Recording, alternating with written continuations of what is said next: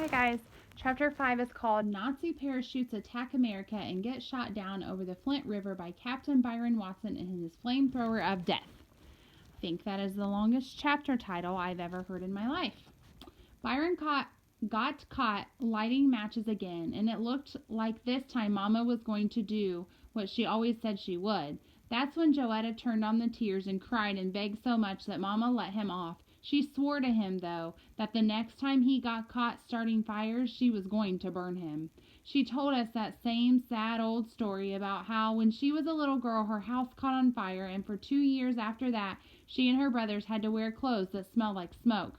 Even though the story made Mama and Joey get all sad and sobby, it was kind of funny to me and Bi. We'd heard it so many times that Byron even gave it a name. He called it Mama's Smokey the Bear story. I won't have you putting this family in danger. Just once more, Byron Watson. One more time and you're burned.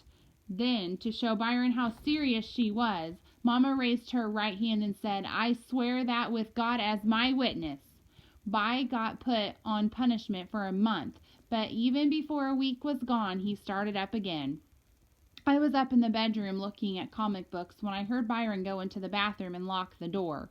I knew something was up since he only locked the door when he had something to hide. I sneaked to the bathroom door and peeked through the keyhole.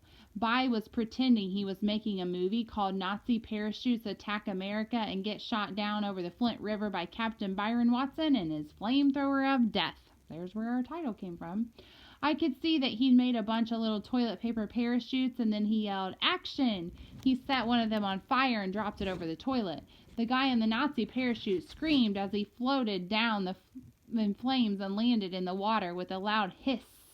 Before the parachute was dead, Byron would flush the toilet, and the Nazi would go down the drain going glub, glub, glub. When the water was swirling him away, Byron said, the only Nazi talk that he knew, "You hold mine fewer." Off we der same. Peeking through the keyhole, I could see Byron salute to the parachute when he flushed the toilet. Such a brave soldier deserves our respect, he said, so we give him a burial at sea. The toilet stopped glugging, and Byron said, Not bad, but let's have a little more screaming on the way down, and how about having the Flamethrower of Death turned up a little bit? He picked up another toilet paper parachute, lit 2 matches at the same time, set the parachute on fire, yelled, Take 2, and set the next Nazi screaming into the toilet. Byron was on take 7 when Mama finally wondered why the toilet had been flushing so much and came upstairs to see what was going on. The whole upstairs smelled like a giant match, and she knew something was fishy even before she got to the top step. She moved so quick and quiet that I still had my eyeball on the keyhole when she stepped into the hallway. I looked up, and there she was. Mama, I knew I was going to get it from not turning Byron in, but before I could say anything else, Mama pushed me out of the way and hit the bathroom door with her shoulder like Elliot Ness, the cop on that Untouchables TV show. The door jumped out of her way and banged into the bathtub. Byron turned around and screamed. Nazi number 7 hit the water with a hiss. Byron threw his hands up in the air and said, Mama, Mama snatched Byron's neck and stopping just to pick up the matches that Byron had dropped, she dragged him all the way down the stairs. I could see that Mama had forgotten all about me, so I followed right behind, and as they went down, Bi's feet touched the steps only 1 or 2 times. He looked like one of those ballerinas that dance just on the tips of their toes.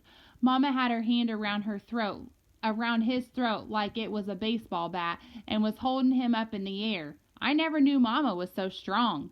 They danced into the living room, and Joey started looking nervous. She ran over and huddled up next to me. Mama's eyes got slitty, with the eyeballs shooting around from side to side. It was almost too scary to watch, but I kept looking since I knew there was going to be some real big action this time. Joey grabbed a hold of my arm and said, What's going on? What did he do? She was starting to get jumpy because she'd never seen Mama so mad either. I felt kind of sorry for Byron because Mama hadn't let go of his neck, and even though he was a lot older, we could tell he was just as scared as me and Joetta. He kept pretending he was Daddy Cool, though, and the only way you could tell he was scared to death was by looking at his eyes. Mama kept his hand on Byron's neck and pushed him down on the couch and stood right in front of him. She opened the hand that hadn't been choking him and looked at the matches she'd picked up off the bathroom floor. While one hand was still strangling Byron, the other hand had been strangling the matches. The matches were soaking wet because whenever Mama got scared or nervous or mad, her hands got real sweaty and disgusting. Mama's voice was strange, hissing like a snake. "Joetta, go to the kitchen and bring me the book of matches." "But, Mommy," Joey said, starting to get all sobby. "Joetta, do what I told you." "Mommy, I can't." The tears really started coming and Joey was squeezing my arm. "Joetta, go get those matches." "Please, Mommy, he won't do it again. Will you, Byron? Please, promise her. Promise, Mommy, you won't do it again." "Kenneth," she turned to me then, "go get some matches." This is what I was afraid of. If I didn't go get the matches, I was going to be in worse trouble than I already was with Mama. And if I did go get the matches, I knew Byron would kill me as soon as he got back from the hospital. Mama, Move, young man." "Mama, wait a minute. I can't move. Joey's got me by the arm, and if I move..." Mama pointed her finger at Byron and said, "Don't you move a muscle." We all could tell Mama was super mad because she started talking in her real Southern style accent. Byron nodded his head and Mama let go of his throat and stormed into the kitchen. Old Mr. Cool still had great big huge eyes, and as soon as Mama's hand left his neck, his own hands came up and started choking him themselves. "Oh, Byron, you better get out of here. Go down to Buckhead's until Dad gets home. He's probably going to whip you, but Mama's really going to burn you," I told him. "Please, Byron, run. Get out of here." Joey let go of my arm and ran over to Byron and tried to pull his fingers from around his throat. "Can't you tell she's not playing?" Joey kept pulling at his hand, but it looked like Byron was hypnotized and he wouldn't move. We all nearly jumped through the roof when the snake woman voice came back into the room and said, "Joetta, move away from him." Mama was carrying a piece of paper towel, a jar of Vaseline, and a Band-Aid in one hand and a fresh, dry book of matches in the other. She wasn't even going to take him to the hospital. She was going to set him on fire, then patch him up right at home. Joetta saw the Vaseline and went crazy. "Oh, no, Mommy! Let Daddy whip him, please, please!" Joey began pulling her braids and stamping her feet up and down. "Please don't set him on fire!" Her face was all wet and twisted up, and she looked like a real nut. It was hard to do, but I kind of felt sorry for Byron. Though not too sorry because I knew he deserved whatever happened. First, because he had a chance to escape and didn't take it, and second, because he was being a bad influence on me. Nazi parachute attack America and get shot down over the Flint River by Captain Byron Watson and his flamethrower of death looked like a real cool movie for me to make, too. If Mama just gave Byron some stupid punishment, then maybe it would be worth it for me to flush some Nazis down the drain myself. But if you got set on fire for doing the movie, it wasn't worth making. So while I felt sorry for Byron because of what was going to happen to him, I did want to see if Mama would keep her word, and I always wondered what part of him she'd burn. His face? His hair? Maybe she'd just scare him by setting his clothes on fire while he was in them. But if she was going to set his clothes on fire, why did she need Vaseline? I knew Mama was going for skin. "Joetta, move away." Mama's voice still sounded strange.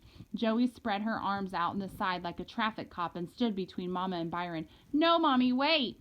Mama gently set Joey to the side, but Joetta kept hopping back with her arms spread to protect Daddy cool.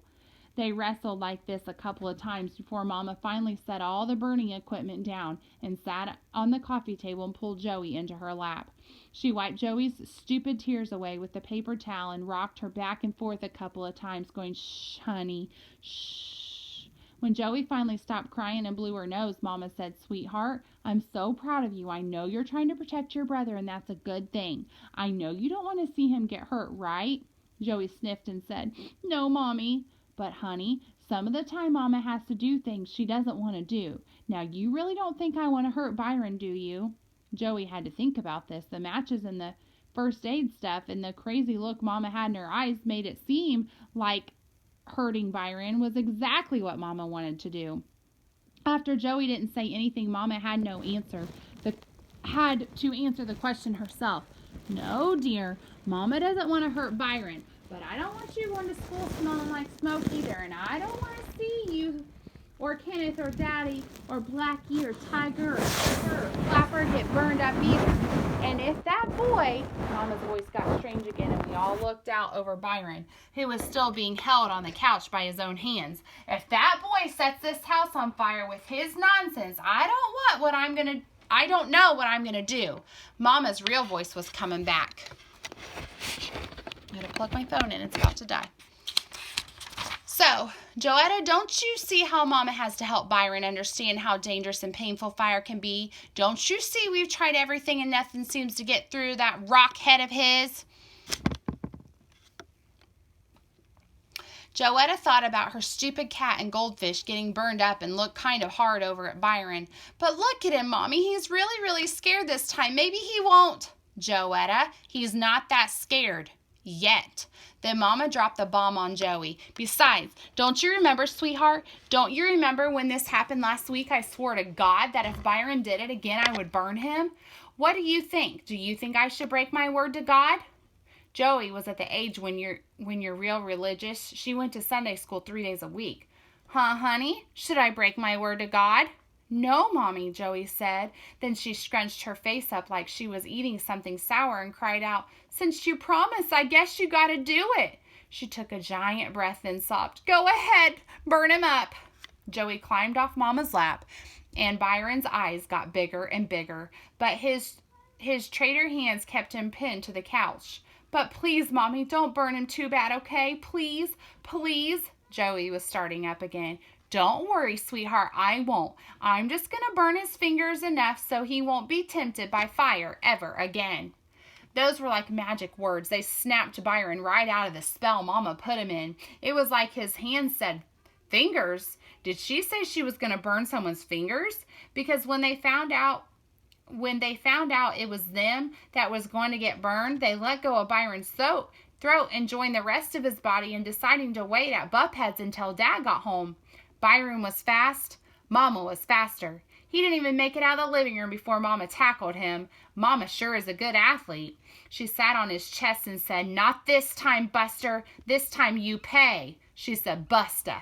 Byron squirmed around for a second and then did something I'd only see him do a couple of times before. He started crying. Mama lit a match and grabbed Byron by the wrist and said, Put your finger out. I couldn't believe it.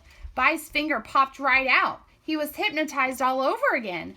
Mama's horrible snake woman voice came out again and said, If you ever, the match got closer and closer to Byron's skinny brown finger, play with, no, if you ever even look at.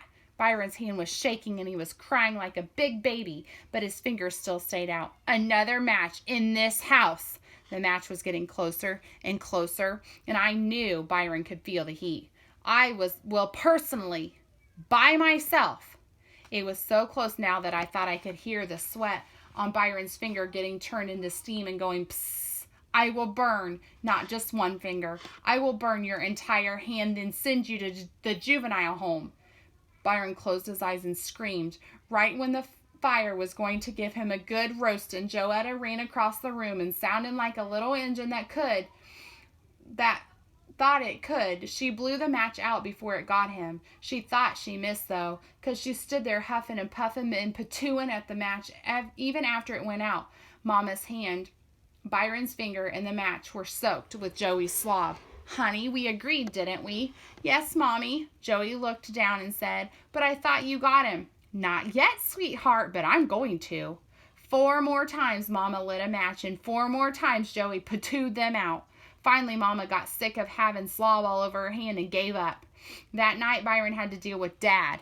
No picnic, but a lot better ending to the Nazi parachute movie than Captain Byron Watson gets captured and burned alive by the evil snake woman with his own flamethrower of death. All right, that was a good chapter. I will be back on Tuesday. No, Thursday. I don't know what day it is. Anyways, I'll be back. Bye.